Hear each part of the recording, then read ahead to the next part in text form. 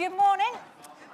Good morning. This morning we are going to be looking at the book of Ruth. And I would like to say this is well organised and well planned, but it's not. So this may go slightly chaotic. I apologise for that if it happens, but we'll just have to see. I did want to do the story of David. I quite like doing the whole of a character. But when I looked and saw that it was 66 chapters long, and there was the book of Psalms to try and fit in, I decided that was a bad idea. There was no way I was going to get that into 15 minutes, and you might all be bored by the end of it. So I went for Ruth, because there's only 4 chapters in it, so nice and easy to condense. Right, so Ruth's story is all about faithfulness, about sticking together, about being together and being loyal to each other. And I thought before we started the story, I wanted to just have a look at where it is in the Bible. So I need another 2 volunteers. Come on then, come on. You guys are really good at volunteering. Oh, no, I've lost it. Ah, here it is. Okay, so, right, come and hold my timeline again. Right, oops. If you hold one end for me. That's it. You come and hold the other end for me. Okay, can you hold it up higher? Can you reach any higher? Look, oh, you've got to hold it up straight, okay? So our story, so last time, I cheated. I can't be bothered making 2 lots of resources. So last time we did Esther, and Esther was over here. And this time we're going to do Ruth. And Ruth is set right in the middle of the time of the Judges, okay? So the Israelites, they come through the desert. They've crossed the River Jordan miraculously, where God parted the River Jordan, and they've entered the Promised Land. Now, at this point, the judges have been... Jono, do you want to just...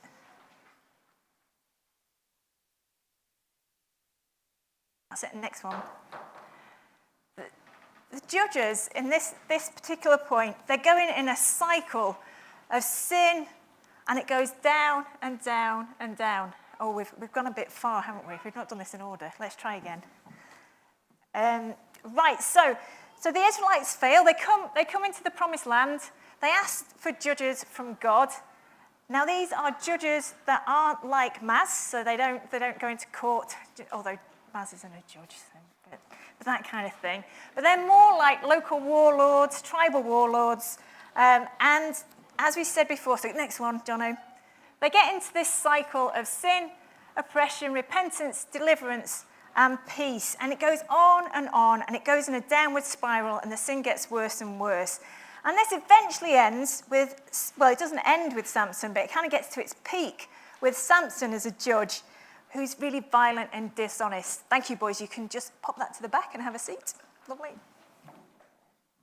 So if you try and remember that this is where this story is based, it's based in a land where there's chaos and there's a whole lot of not very nice things going off. So our story has 3 main characters today, and our first character that I'd like you to meet is Naomi, who's not ready yet. So here we have Naomi. The second character I'd like you to meet is Ruth. Oh, now Ruth is dressed with her name tag ready. And the third main character in our story is Boaz. Now, I'd like you to give Boaz a big round of applause, because until this morning, he didn't know he was doing it, so there we go. And then we've got a couple more characters that we'll find out about as we go further into the story. Right, so if you've never read the book of Ruth or the book of Judges, it's worth reading. The book of Judges isn't for the faint-hearted. There's a lot of blood and violence, and it ends in a civil war. But they're really interesting books, and it's really interesting to try and remember that they go together, that they're happening at the same time. Right, so what we're going to do, our story doesn't start with Ruth, it starts with Naomi. So Naomi, if you would like to come out. Now, we need a husband for Naomi, and I believe we have got one. There we go, lovely. So we've got Elimelech. I can't say this man's name. Elimelech. Just call me Elim. Elim, okay, Elim. Okay, and they're married. Nice to meet you. Nice to meet you. Who arranged this? I'm not sure right, yet. Okay. You'll find out. Get to know me, I'm not around for long. Okay. Okay. So they have 2 children. These children aren't particularly small, so we'll have Malon and Kilion, if you'd like to come out. I do like the fact they're wearing matching jumpers and trousers. That's right. Now these guys, they live in Bethlehem. So if you'd like to go over to Bethlehem over there for me.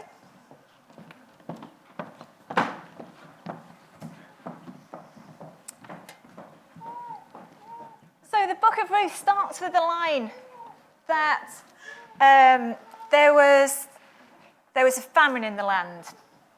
So it's based in the time of Judges. There's a famine in the land, so if you can pick up your plates. So they had no food. So they're in this chaotic country. They're generally starving to death, basically. So things aren't looking that great. So what they decide to do is they've heard that there's food over in Moab. So they decide that they're going to go to Moab.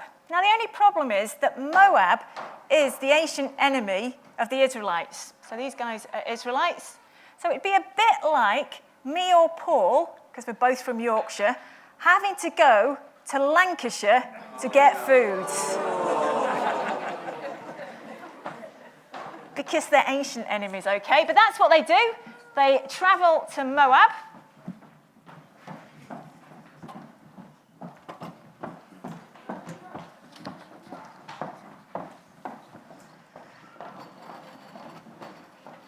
Unfortunately, not long after they arrive in Moab, Eli dies. Don't feel very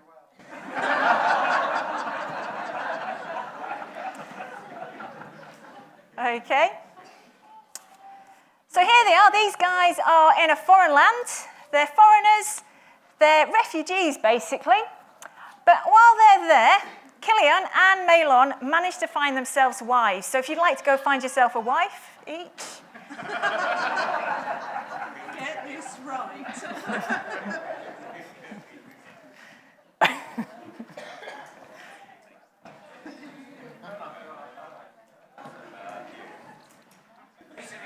She did. Lisa refused, yeah.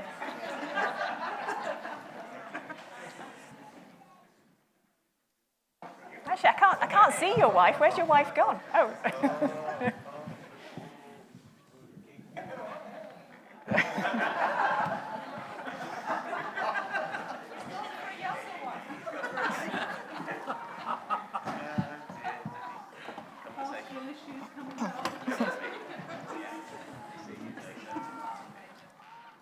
So Orpah and Ruth are Moabites. They're both from Moab. And so remember, they are the ancient enemies of Israel. So this isn't your ideal marriage. It's not really the best thing. Now, 10 years passed. They're happily married. Well, I have no idea if they're happily married or not, but they're married. But then, unfortunately, Kilion and Malon both die as well.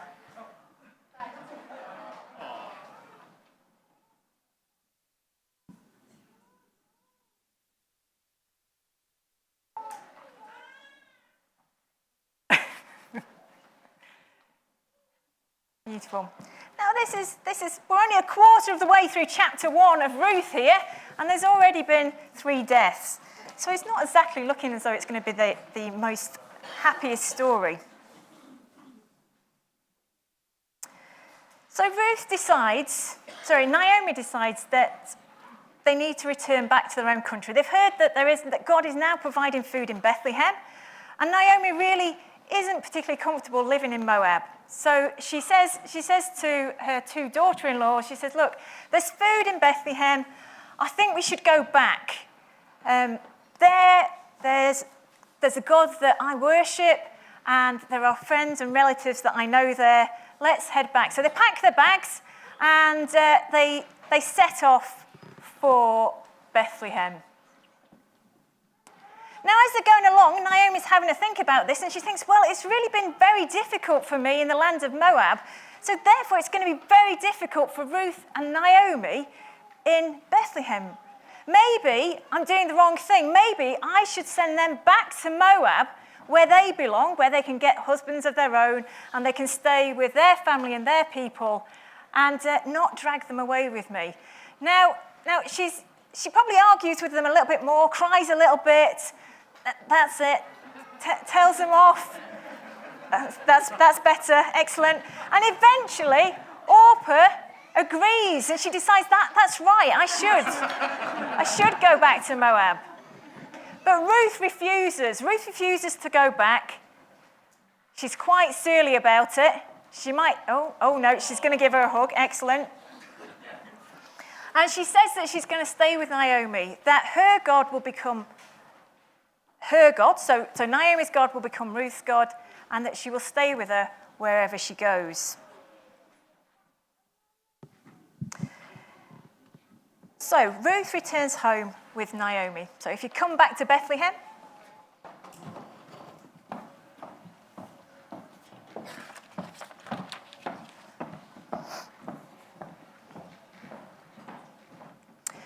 now Naomi's not had the greatest time in life so far, and when she gets back to Bethlehem, she gets quite bitter and angry with God, and she changes her name to Mara, which means bitter.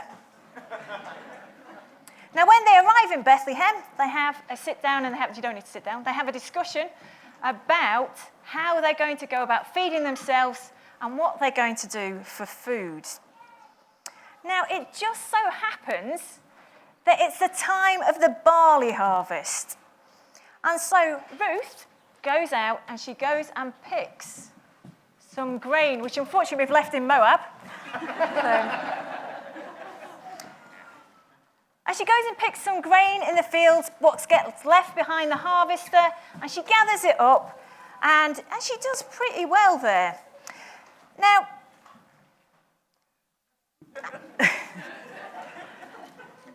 as she's doing this, there's a farmer called Boazz, who's an Israelite, and he's quite tired. He's an honoured man. He owns a lot of land. He employs a lot of people, and he comes home. And he notices Ruth in the fields, and he starts asking around a little bit about who this lady is. No, you need to know who she is. Okay. And he discovers the story about how she's been so loyal and faithful to Naomi. And as he sees her, he's really impressed with who she is. And so what he does, he's very generous to her, and he lets her collect as much grain as she likes. He tells his men and anybody around that they're not to hassle her, but they're to look after her and they're to keep her safe. Boaz is so impressed with Ruth's faithfulness that he prays that God will give her boldness.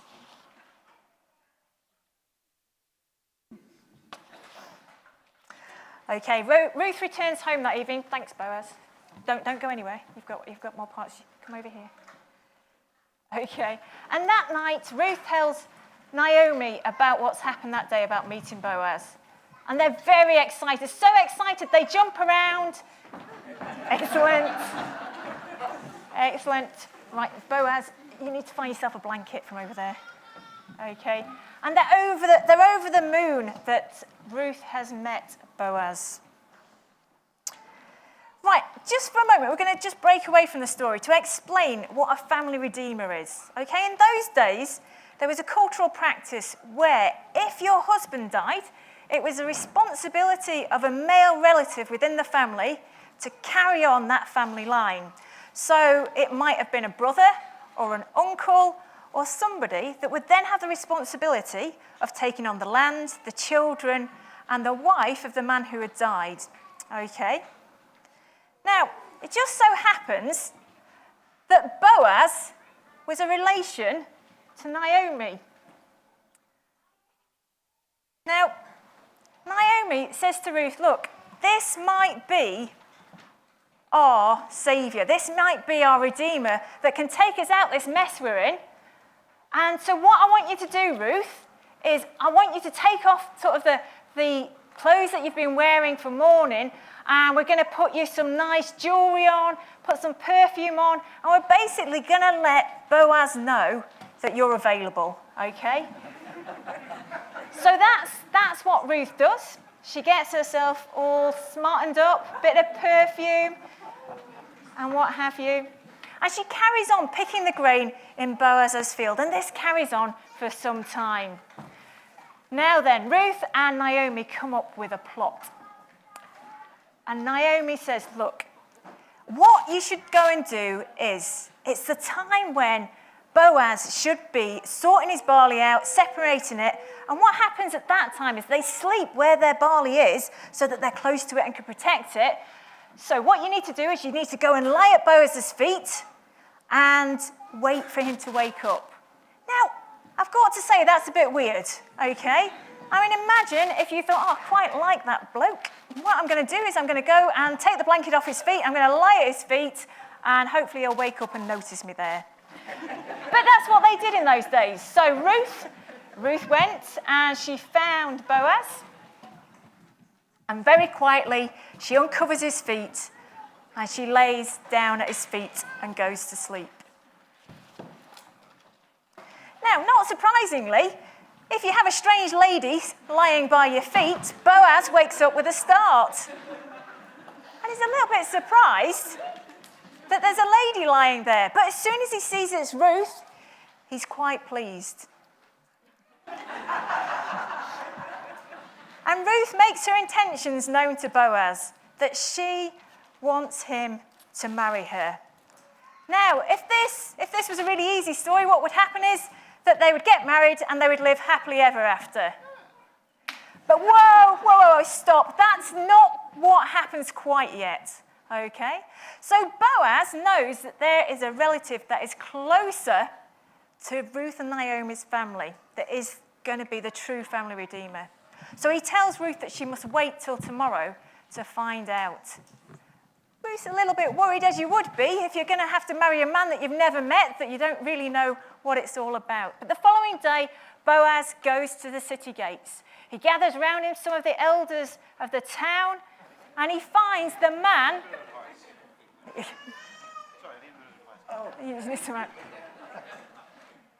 He finds the man that is the closer relative to Naomi. And he explains to the man, he says, look, you are the true family redeemer of this family.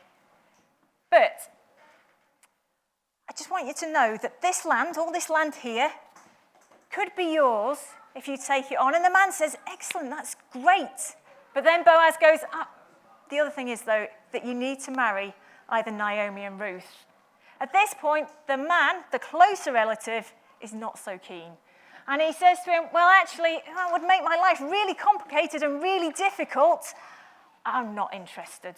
So Boaz goes, oh, well, if I really must, if I have to, then I suppose I could marry Ruth. When actually he meant, yes, I'm in. Okay, so Boaz goes back to Ruth. They get married. And not long after they get married, they have a baby. And this baby is called Obed. I'd like to point out that Ruth has the baby, not Naomi. But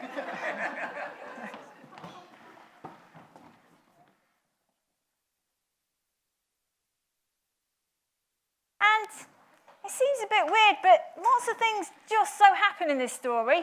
Well, it just so happens that Obed turns out to be the great-grandfather of King David, or maybe the grandfather, not sure. Roger will tell you. Okay. Who then just happens to be the great, however many greats we need in there, grandfather of Jesus. So this story starts off really sad. 3 deaths in quick succession, and yet it ends with joy as Ruth and Boaz bear a son that ends up in the genealogy of Jesus. Can we give these guys a round of applause? They've done great. Thank you ever so much.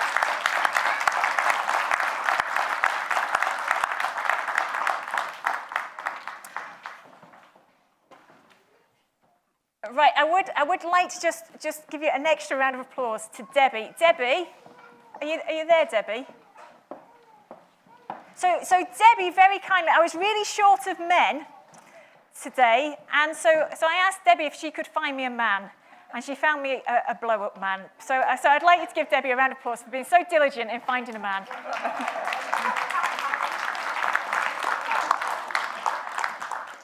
Okay, as I was looking at the story of Ruth, there were 3 points that jumped out at me. And the first one of these was that God uses who he wants to carry out his plan. So the leading role of Ruth in our story today was a Moabite. So if you remember, she was an ancient enemy of the Israelites. So basically, she was seen as an enemy of God. She wasn't an obvious choice for God to use to be in the lineage of Jesus. By human standards, this was completely wrong. And yet that's who God chose. And similarly, when Jesus came to die for our sins and to rise again, he didn't look like the obvious choice. He wasn't a sword-wielding army official that the Jews were hoping or expecting for to turn over the Romans. So I want to ask you a couple of questions on this point. And the first one is, do we ever disqualify ourselves from God's plan because other people have told us that we're not good enough, or we haven't got the right skills, or we're not in the right place? And then secondly, do we disqualify other people from God's plan because they don't meet our expectation of who God can use? The second point that came up for me was that God uses our difficult times and our hard times to bring joy. This is really quite difficult to think that God would do that he would use the difficult and hard stuff to bring joy. Like we've already said, this story starts with 3 deaths, and it left the 3 women in our story in a really difficult position.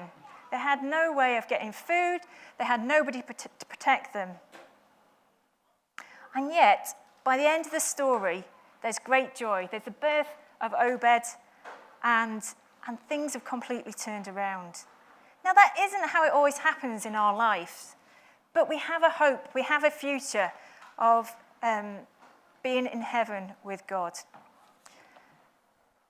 So, my question for this point is, will you allow God to use the difficult times in your life to bring joy? And finally, we've also got a Redeemer who will rescue us from chaos and sin. At the time of Ruth's story, God's people, the Israelites, they were in a mess. It was a complete mess. Now, you may say it's very similar to that today. They turned away from God, and they'd done that numerous times, and they just ended up in this mess of fighting amongst themselves and some horrible practices. Yet God didn't abandon them in the middle of that. In the middle of all this death and destruction, we've got the story of Ruth, which is a story of love, redemption, and restoration. But we've got an even better story than Ruth. We've got the story of Jesus' birth that brings about a story of love for us and rescue and redemption for us. So, my final question is, will you take hold of Jesus' hand and let him lead you on to his love? So, are you holding onto Jesus' hand today? This is a brilliantly designed story, but weirdly, God is mentioned very little in it. I mean, the characters talk about him a few times, but the narrator in it doesn't mention God at all once. And yet, we can see how it's all woven together and interwoven that Naomi's family is redeemed and saved for God's ultimate purpose of Jesus coming to earth. I believe that Ruth's story points us towards God and his plan to rescue us and save us through Jesus, our true Redeemer. So finally, I want you to consider how God might be at work in the mundane and ordinary details of your life, which he's actually using to bring about his glorious redemption plan for the whole of this world. Thank you.